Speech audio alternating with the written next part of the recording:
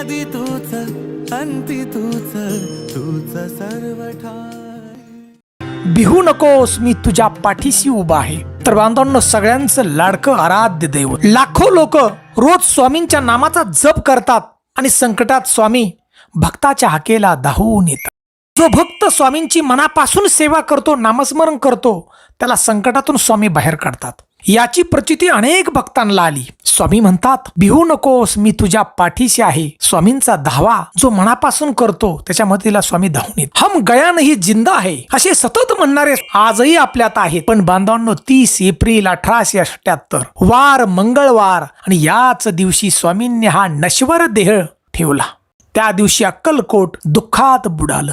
हजारो भक्तावर दुःखाचा डोंगर कोसळला. आणि याच दिवशी अक्कलकोटला वडाच्या झाडाखाली नक्की काय घडलं, हा जो वृत्तांत आहे तो वृत्तांत आज आपण व्हिडिओच्या माध्यमातून पाहणार आहोत. बांधवांनो, हा वृत्तांत ऐकताना अक्षरशः डोळ्यात पाणी येतं बघा. त्यासाठी व्हिडिओ हा नक्की पहा आपण आणि जास्तीत जास्त शेअर करा. ही स्वामींची ताकद आजही आहे. मराठी कथाकथन चॅनल मध्ये आपलं मनापासून सहर्ष स्वागत आहे. तर बांधवांनो, स्वामी मोठ्यावली होते. त्यांना वाटले तर ते 8-8 दिवस बघा आंघोळ करत नव्हते किंवा एका दिवसात 4 वेळा आंघोळ करायचे. त्यांच्या ज्या सर्व क्रीडा ह्या बालकाप्रमाणे होत्या.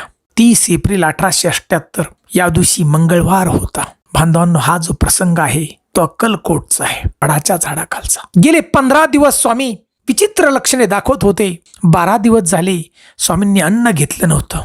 30 एप्रिल मंगळवारची दुपार आणि इतर भक्तांच्या विनंतीवरून थोडीशी पेज स्वामींनी घेतली आणि त्यावेळी बाळाप्पाने स्वामींना सुपारी दिली. हळू झोपविण्यात आलं. अक्कलकोट संस्थानच्या राणीसाहेब त्या ठिकाणी उपस्थित होत्या. स्वामींनी थोडीशी पेज घेतल्याचं पाहून राणीसाहेबांना आनंद झाला. आता आपल्या महाराजांना भय नाही म्हणून त्या वाड्यात परतल्या. परंतु स्वामींच्या देहाची कल्पना असल्याने समर्थ सेवेकरी बाळाप्पा यांना वेगळी शंका होती मनात त्यांच्या. त्यांनी बाहेरील काही स्वामी भक्तांना तार करून बोलून घेतलं आणि त्याचनुसार मुंबईचे केशव नाईक आपल्या मुलाला घेऊन अक्कलकोटला आले होते. त्यांनी पाहिलं की सगळं अक्कलकोट दुःखात बुडालेलं होतं. या देवभूमीचं जे वातावरण आहे ते गंभीर जाणवत होतं. नगरातील सगळ्या लोकांच्या चेहऱ्यावरती दुःख दिसत होतं. चेहरे पडले होते. आणि बांधवांनो, त्याच वेळी बघा, चोळाप्पाच्या मठातील भागीरथी नावाची गाय, तिचं वासरू सारखं हंबरडा फोडत होतं. त्यांचा हंबरडा तो पाहत नव्हता. स्वामी वडाच्या झाडाखाली होते. दुपारी 1 वाजण्याच्या सुमारास त्यांनी आपल्या भक्तांना जवळ बोलवलं आणि सांगितलं की सगळ्या जनावरांना माझ्या समोर घेऊन या. बांधवांनो, स्वामींच्यावर प्रेम करणारी माणसं तर होतीच, पण जनावरं बी होती. हे ऐकताच स्वामींचे सर्व सेवेकरी अस्वस्थ झाले.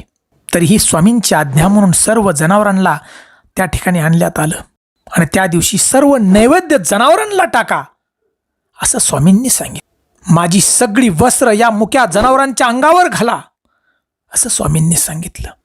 जणू त्या मुक्या प्राण्यांना त्या दिवसाची कल्पनाच आली होती. सर्व प्राण्यांचे डोळे पाणावले होते.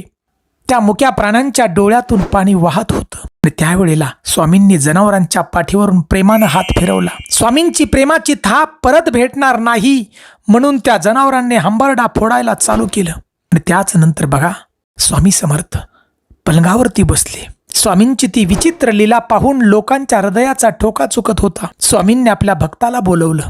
भक्ताने 1 तक्का त्यांना दिला आधारासाठी आणि त्यावेळी श्रीपाद भटजींनी त्यांना व्यवस्थित बसविलं आणि स्वामी त्या ठिकाणी स्वास्तिक आसनात स्थानबद्ध झाले. याच अवस्थेत स्वामी मागे टेकले. त्यांनी आपले नेत्र मिटून घेतले आणि जवळच त्या ठिकाणी वैद्यराज होते. त्यातील एकाने स्वामींची नाडी पाहिली तर ती लागेना. तो वैद्य अस्वस्थ झाला आणि त्याचं गडबडणं पाहून वडाच्या झाडाखाली मोठ्याने आक्रोश चालू झाला. हजारो भाविक टाहू फोडू लागले. कोणी छाती बडवू लागलं. अनेक स्त्रिया रडत होत्या, लोळत होत्या. भुजंगा नावाचा एक सेवेकरी आपले डोके दगडावरती आपटत होता. सगळीकडे दुःख आणि आक्रोश दिसत होता. स्वामी हालचाल करतील म्हणून आशेनं भक्त पाहत होते. प्रत्येक भक्त स्वामींना आपल्या डोळ्यात साठवून ठेवत होता. स्वामींच्या लीला आठवू लागत होता. हजारो भक्तांची संकट दूर करणारे, हजारो भक्तांचा हा तारणहार स्वामी समर्थ पलंगावरती पडून होते निश्चित. सारे अक्कलकोट दुःखात बुडून गेले होते. आणि बांधवांना इतक्यात एक चमत्कार झाला. स्वामींनी आपले डोळे उघडले आणि प्रेमाने सर्वांना न्याहाळू लागले. का वेळेत चाललेला हा आक्रोश क्षणार्थात थांबला. जमलेले जे भक्त आहेत 2 पावले सगळे भक्त दाटीवाटीने पलंगाजवळ पुढे आले. आणि त्याच वेळी बांधवांनो, भगवान श्रीकृष्णांनी जे वचन दिलं होतं त्याचप्रमाणे स्वामींच्या मुखातून शब्द बाहेर पडले. जो मला शरण येईल तो पूर्ण मुक्तीचा हा सोहळा पाहिल. जीवन कसं जगावं त्याची कला त्याला आत्मसात होईल. जो माझ्यावर पूर्ण विसंबला त्याच्या पाठीशी मी उभा राहील. बांधवांना हे समर्थांचं वचन आहे. सर्व भक्त भारावून गेले आणि सर्वांनी हे वचन ऐकलं. आणि स्वामींनी सर्वांना आशीर्वाद देण्यासाठी आपले 2 हात वर केले अंतसमयी. आणि त्यावेळी बांधवांनो, स्वामीच्या मुखातून खसखशीसारखे 3 दाणे बाहेर पडले. आणि नंतर दरबार मंडळीच्या आग्रहानं स्वामींचा हा दिव्य देह पेठेतील मठात ज्या ठिकाणी स्वामी बसायचे या ध्यान गुहेमध्ये ठेवण्यात आला. वाजत गाजत ढोल ताशांच्या गजरात मिरवणुकीने स्वामींची जी समाधी आहे या समाधीला अंतिम स्वरूप देण्यात आलं. आणि त्याच्यानंतर सुद्धा बघा, बाळाप्पा 3 दिवस समाधीमध्ये उतरून पूजा करत होता. मग 3 दिवसानंतर समाधीला हा दगड लावून बंद केली समाधी. हम गया नाही जिंदा है. आजही आपण अक्कलकोटला गेल्यानंतर या वाक्याची आठवण आणि आपल्याला प्रचिती येते. बघा, स्वामींनी आपल्या भक्ताला वचन दिले, भिवू नकोस, मी तुझ्या पाठीशी आहे. हे शेवटचं वचन आहे बांधवांनो. महाराष्ट्राच्या, देशाच्या, विश्वाच्या कुठेही कानाकोपऱ्यात आपण स्वामी समर्थांचा जर जप केला मनापासून, जोखून दिलं त्यांच्या सेवेमध्ये आपण, तर प्रत्येक संकटाचा सामना करण्यासाठी स्वामी आपल्याला ताकद देतात. हे त्रिकाल सत्य आहे बांधवांनो. आज महाराष्ट्राच्या, देशाच्या कानाकोपऱ्यात कितीतरी ठिकाणी स्वामी समर्थांची मंदिर आहेत. बघा, लाखो भक्त आहेत महाराष्ट्रामध्ये, देशामध्ये. ज्यानं मनापासून भक्ती केली त्याला या गोष्टीची प्रचिती आली. बघा, समर्थ कोणाला म्हटलं जातं?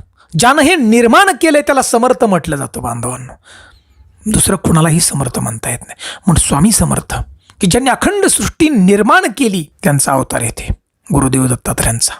त्रिदेव आहे त्या ठिकाणी. बांधवांनो, भक्ताला दिलेलं वचन आजही ते सार्थ ठरते. बघा, आपण कुठल्याही स्वामींच्या मंदिरात जा आणि मनापासून सेवा करा. कारण त्यांनी अखेरचं वचन दिले की जो झोकून देईल माझ्या सेवेमध्ये त्याच्या पाठीमागं मी सदैव उभा आहे. बघा, तर बांधवांनो, 30 एप्रिल या दिवशी अक्कलकोटच्या वडाच्या झाडाखाली हा घडलेला सगळा वृत्तांत आपल्याला जर आवडला असेल तर आमच्या चॅनलला आपण नक्की लाईक करा.